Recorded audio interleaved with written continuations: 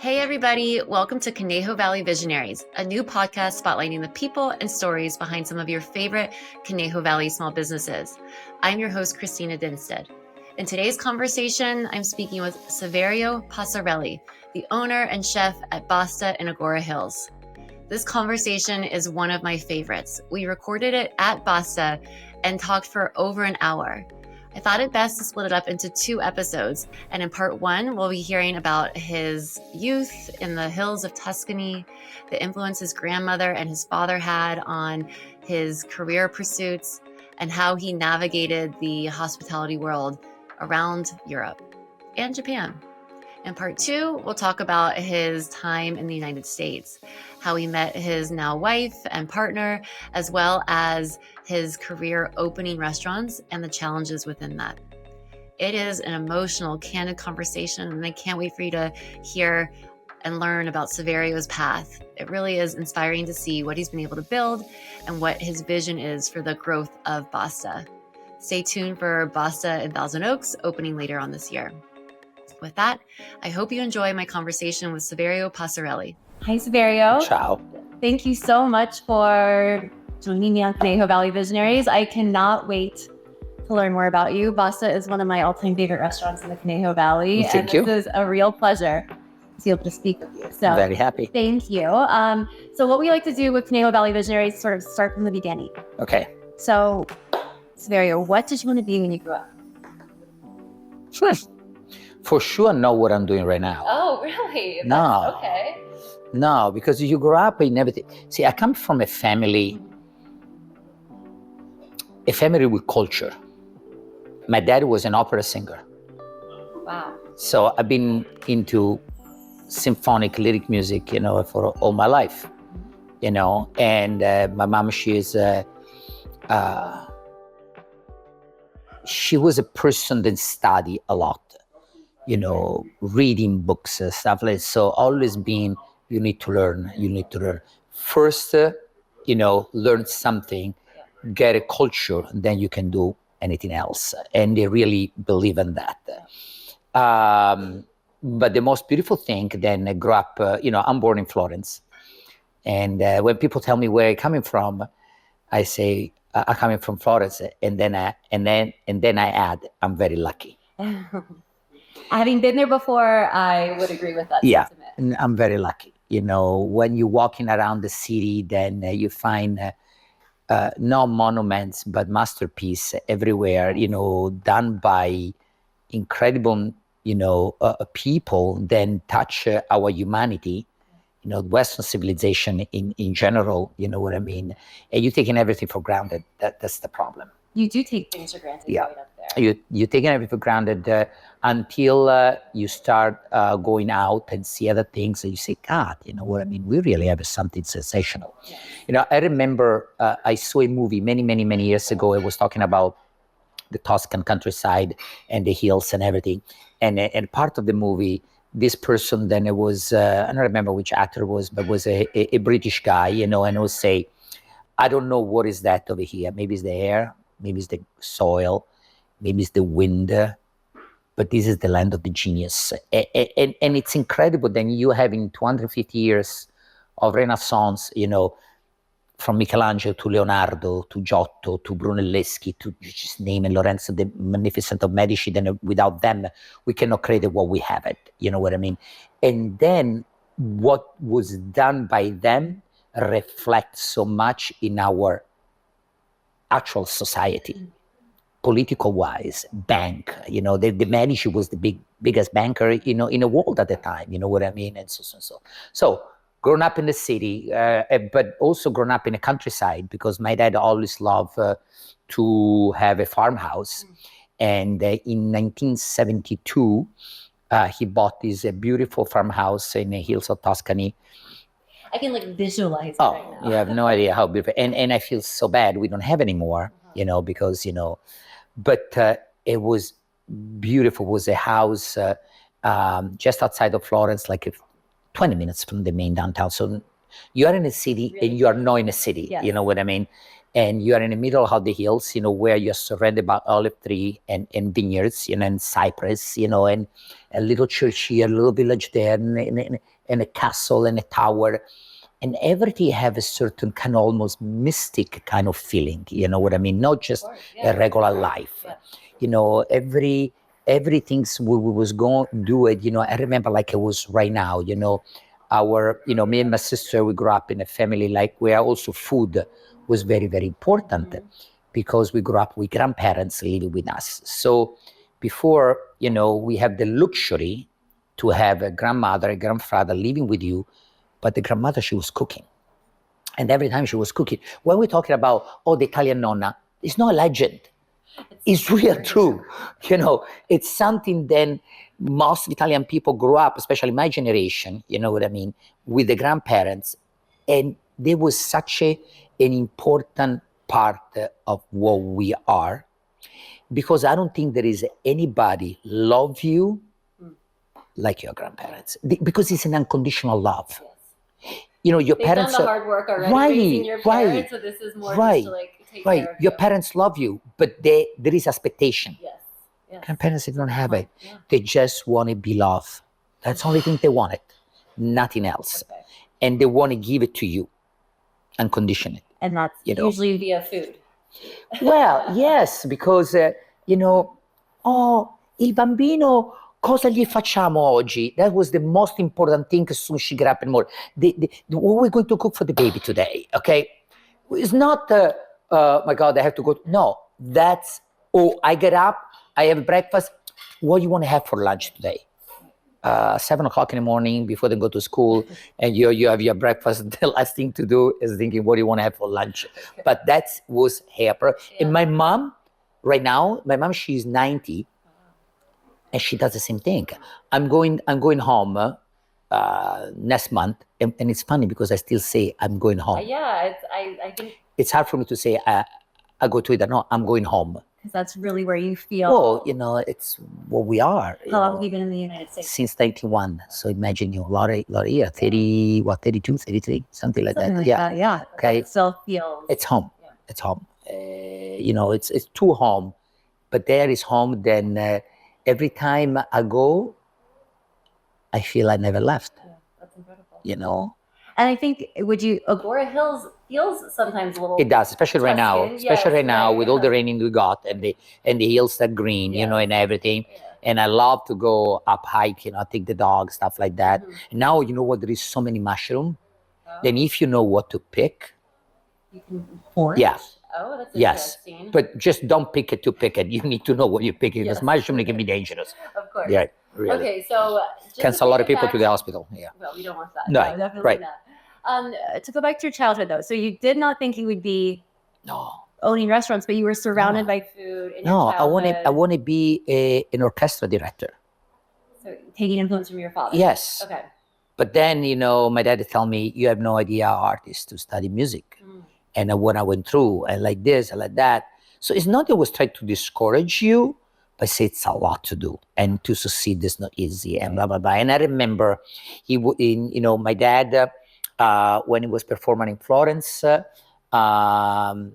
theater in Florence was in a different place where it's renowned. Right now they have a new opera house. Before was very close to the American consulate before. Now they moved it to a different part of the town. And I remember the artist always left from behind, the theater. And me and my mom, my sister, my sister, I don't remember, she came with us many times. So I think she was, because between me and my sister is 5 years difference, so she was younger.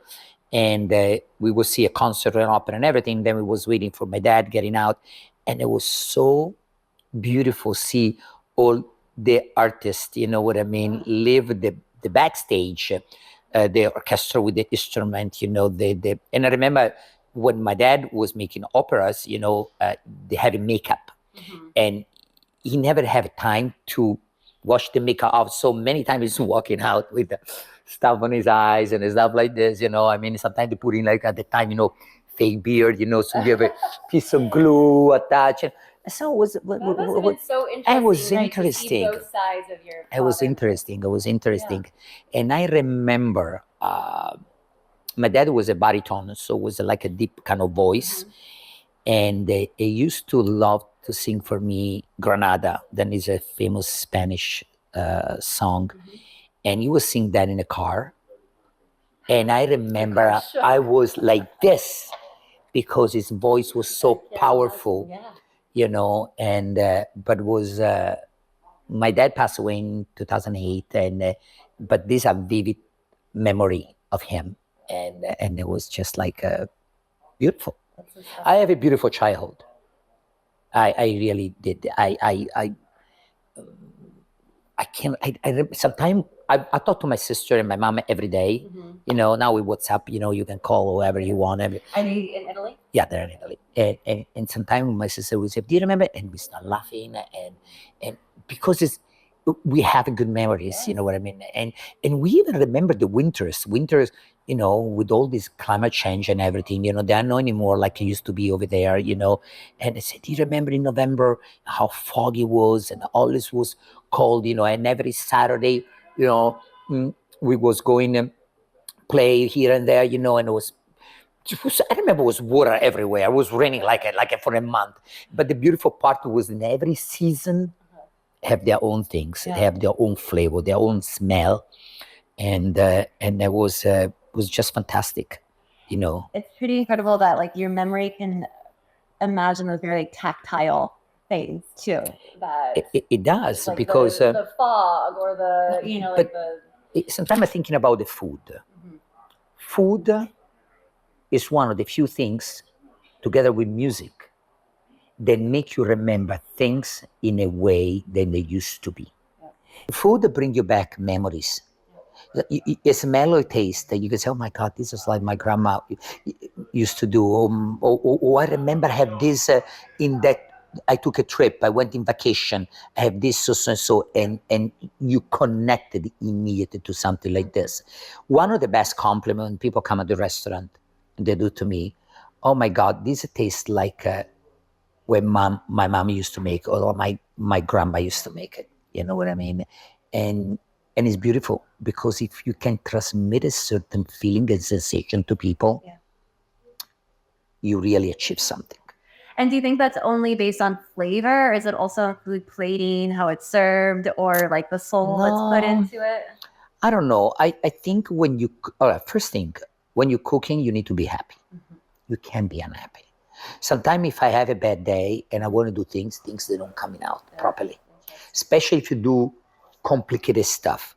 I try to don't cook complicated. I try to cook simple. I don't believe in complication food.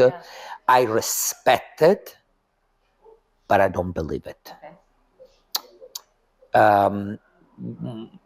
But I think if you put your soul, if you put your heart, it's funny.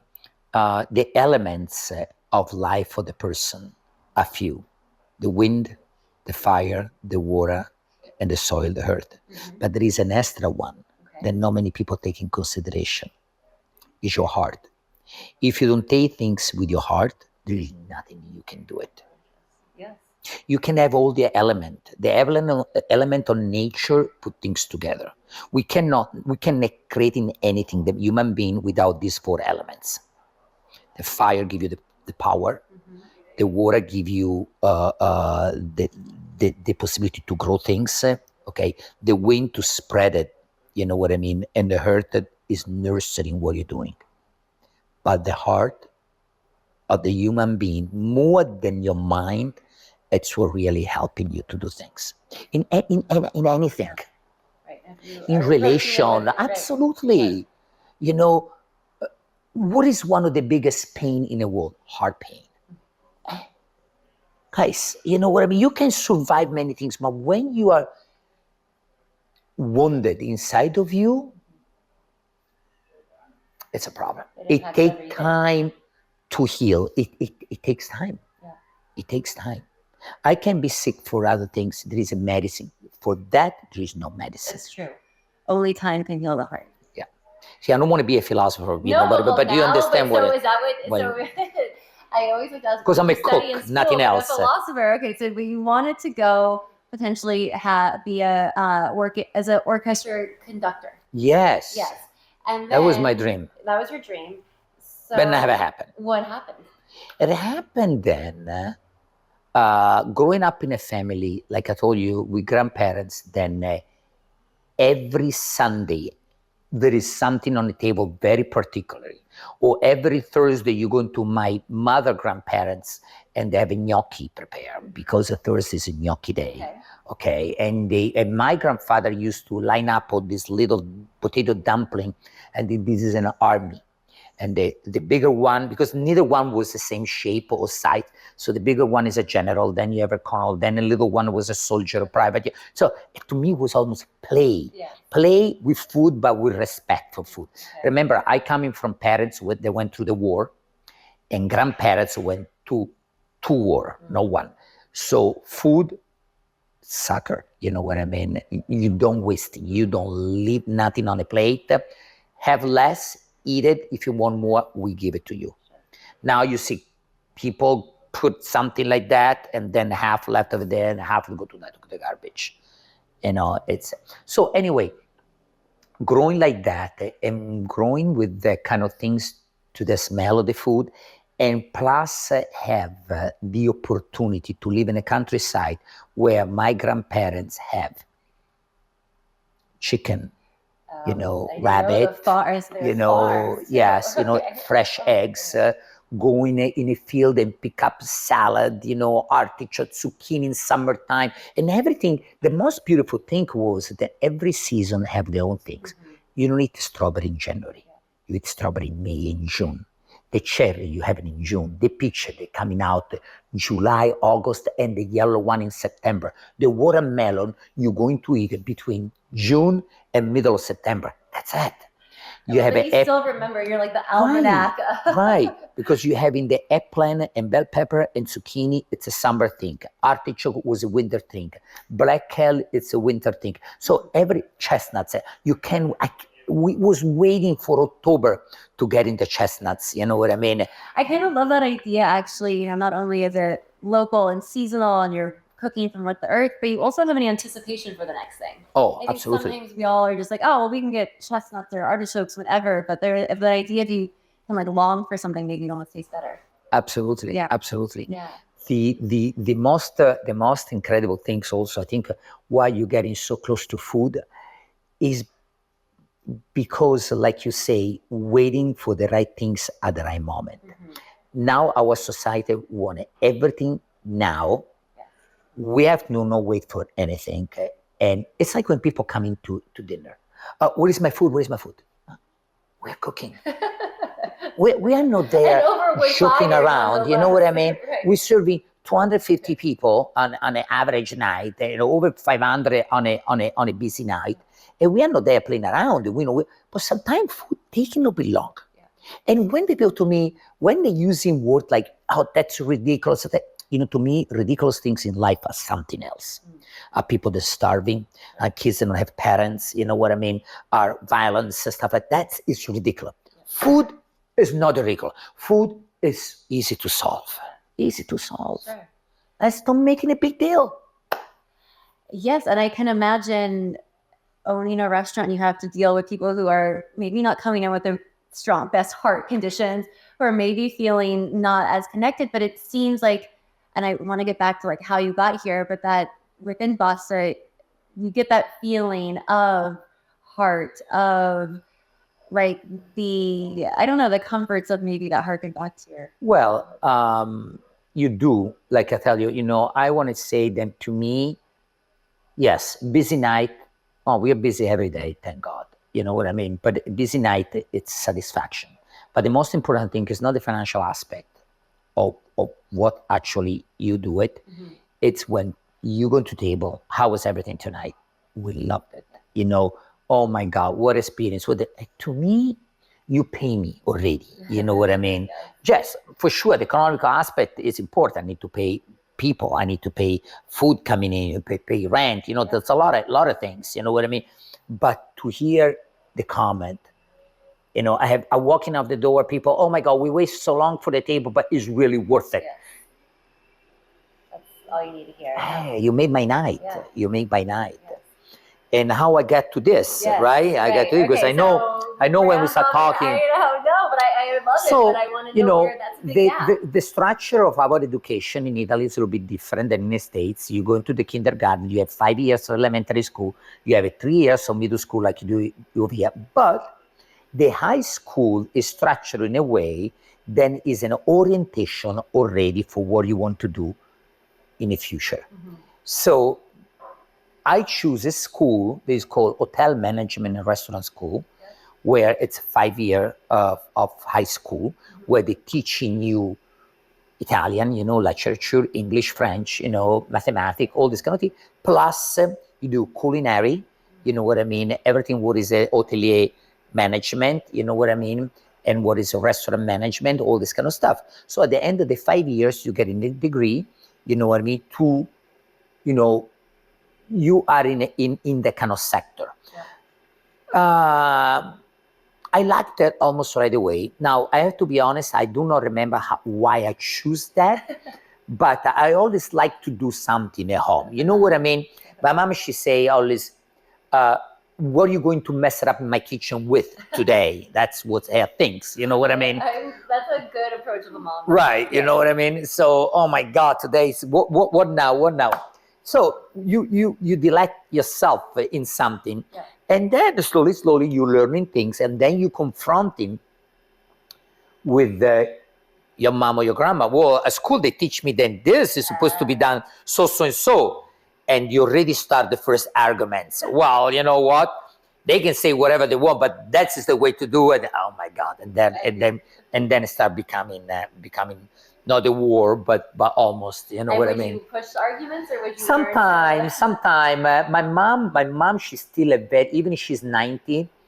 We talk to my sister almost every night when I leave from the restaurant over there. It's morning, here it's night, and I say, you know what? At 90, she still have her own mind, and she still have such a young, flexible mind, but so stubborn. Then doesn't matter what you say. That is the way, but not like an old grumpy, no, with the logical. Sure. My mom, she's still so sharp in her head. Then my son, my middle one, is at NYU and does Italian, also one of his class. She's correct, his grammatic, homework and everything. She's 90. And she remember every single thing, you know what I mean? Grammatical. And Italian language have a lot of grammatic because all the Latin language, they are full of conjugation and verbs, all this kind of stuff because they're coming from Latin, So there is so much, and she remember every single one. How lucky is he to have a Nonna absolutely. that probably not only cooks the other day, the other day, 2 hours on the phone between them. My mom should say my phone was burning, but we was correcting everything. I spoke with my son and say, Nonna, she say, this is wrong, this is wrong, this is wrong. He said, oh, Matteo, hey, you know what you look for when you call in here. Don't come complain to me, you know what I mean? So, I love it. That's amazing. Yes. Okay, so you studied there. This was in Florence, so you were in at the Yes, okay. Yes. I did the school for 5 years over there. In the meantime, in summertime, you go into doing internship, to hotels or restaurants to just get familiar with the real world. And was a different generation than is right now. Also, before some generation of chef, I think they're coming from more an ignorance point of view. They say, school, you don't learn nothing. This is where you're learning, stuff like that. I don't believe so. I even always tell the guys that work for me, go to school, try to get in a knowledge. I can teach until a certain point, but many things I don't do it because this is not our style. But you need to learn a lot of things. Unfortunately, a lot of the kids that come over here, especially the Latinos, they're working for the money. They have family in Mexico or wherever they are. They need to support, so the school is not in their priority. But it's a shame because some of them, they really will deserve it, you know what I mean, to go to school and learn and be better than just cooking for a paycheck. Yeah. You know what I mean? Yeah, and culinary school's expensive too. First, are very expensive, but I believe if you get in the right school, they give you at least good base. Okay. Like I say, applying a real world is not quite the same, but I think it's important to have it. You know what I mean? Yeah. When you were doing your internships, were they restaurants also in Florence, or when did you think? No. I went a couple of years. Was on a beach on a coast of Tuscany. In summertime. These resorts in summertime that you work like a dog. You know what I mean? But it's fun too. I have to say that. Then I have an internship in Germany, in France, Japan, and after Japan, I come over here in 1991. So, then I worked in several restaurants in Florence, especially one that I really remember very well, was called Il Cibreo. It's a famous restaurant in Florence. Fabio Picchi was the chef. He passed away, I think this February or March, is just 2 years. Incredible talent, man. Crazy. Crazy guy. I mean, more than crazy, I think is the wrong word. Intense. Yeah. Intense. Sometimes intensity is worse than be crazy. Well, you hear the stories about intense chefs, and it seems like it's a different level of... Right. So it's good to have an intense guy. You really learn from intense guy, but you cannot keep it for too long. After a while, Yeah. Jesus, you give up. And to me, it was no effect. Actually, he was respect me a lot. I think he liked me. He put me under his wing for many years. He actually is the guy sent me in Japan, in Tokyo, to open Il Cibreo in Tokyo. So he have a lot of respect and everything. His restaurant in Florence is one of the toppest one. Plus, he prolificated that with a Cibreo cafe and a Cibreo theater. They have a show. Then he's cooking behind his kitchen and he's screaming when the food is ready, and you eat what he prepared. Okay. Just what he prepared, whether you like it or not. Yes. But let me tell you, his food is fantastic. Fantastic. And he's not one of the kind of chef then is all like here and there, all nouvelle, all this kind of research cuisine with different kind of things. No, basic, but so well done with the top ingredients. I always say buy good stuff, buy good ingredients. I always say that's quality. There is a reason why.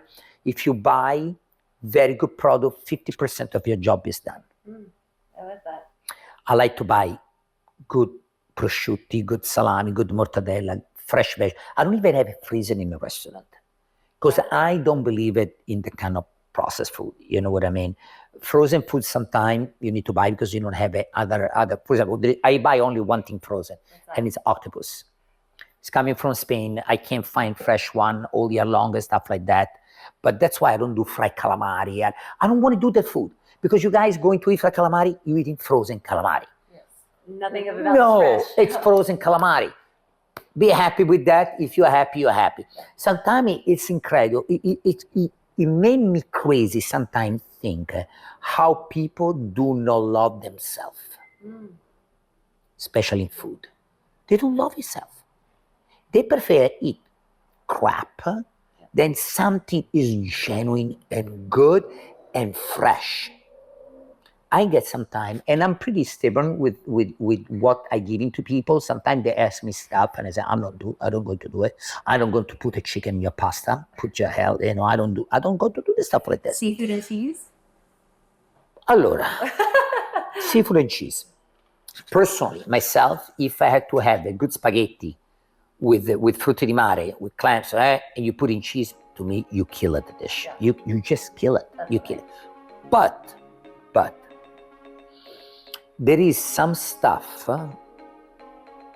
right now, especially the new chef they're using certain kind of pecorini, certain kind of cheese, like we have a cheese in Italy called Castelmagno that is coming from Piemonte, aged, very expensive, very nutty, all this kind of thing.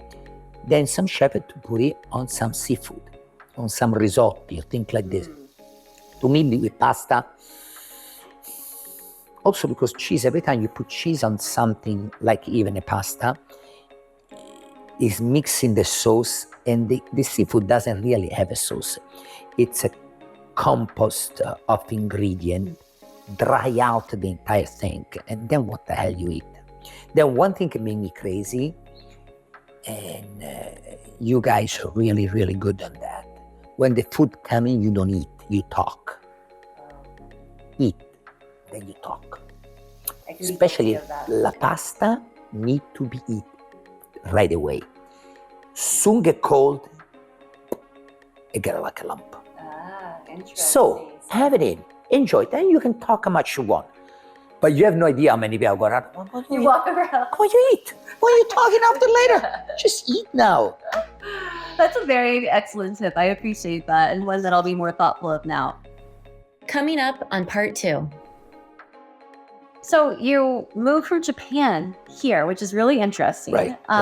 And when did you move to the Conejo Valley area, to Los Angeles? The story is a little bit particular. Okay. That was Saverio Posarelli, the owner of Basta in Agoura Hills. To enter to win a $50 gift card to Basta, all you have to do is go like Eat at Basta and Conejo Valley Visionaries on Instagram, and then leave a comment of your favorite part of this interview on Conejo Valley Visionaries.